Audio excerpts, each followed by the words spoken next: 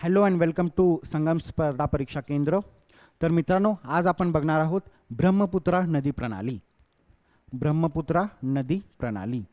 जेव्हा पण आपण ब्रह्मपुत्रा नदी प्रणाली बघतो तेव्हा आपल्याला सर्वात आधी या नदीचा टोटल प्रवाह किती किलोमीटर आहे हा एक फॅक्ट आपल्याला बघणं काय आहे, इम्पॉर्टंट आहे. सो या नदीचा सर्वात महत्त्वाचा जो फॅक्ट आहे तो टोटल याची लांबी जी आहे ती टोटल लांबी आपल्याला 2900 किलोमीटर बघायला मिळते. त्या 2900 किलोमीटरमधील आपल्याला भारतामध्ये या ब्रह्मपुत्रा नदीची लांबी आपल्याला जवळपास 916 किलोमीटर आपल्याला बघायला मिळते. राईट, हे दोन फॅक्ट जे आहेत हे सर्वात महत्त्वाचे आहेत.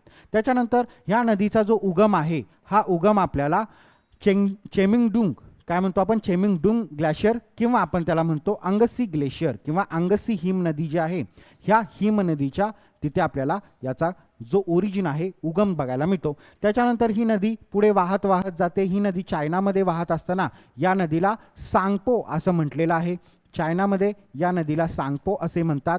त्याच्यानंतर जेव्हा ही नामच्या बर्वा पर्वताला वळसा घालून ही जेव्हा भारतामध्ये प्रवेश करते तेव्हा अरुणाचल प्रदेशमध्ये ह्या नदीला दिहांग किंवा दिबांग असं म्हटलेलं आहे. राईट, अरुणाचल प्रदेशमध्ये दिहांग किंवा दिबांग असं म्हटलं आहे. त्याच्यानंतर जेव्हा ही अरुणाचल प्रदेशमधून पुढे आसाममध्ये एंटर करते तेव्हा तिला ब्रह्मपुत्रा असं म्हटलेलं आहे. त्याच्यानंतर परत आसाममधून ती पुढे बांगलादेशमध्ये जेव्हा एंटर करते आणि बांगलादेशमध्ये तिला आपण जमुना असं म्हटलं आहे. राईट, आणि मग ह्या नद्या जेव्हा आहे ही नदी, या नदीच्या आपल्याला उजव्या बाजूच्या उपनद्या सांगता येईल आणि डाव्या बाजूच्या उपनद्या सांगता येतील. उजव्या बाजूच्या उपनद्यामध्ये प्रमुख उपनद्या आपल्याला बघायला मिळतात सुबानसिरी, त्याच्यानंतर मानस, त्याच्यानंतर तीस्ता. ह्या आपल्याला काही उजव्या बाजूच्या प्रमुख उपनद्या बघायला मिळतात.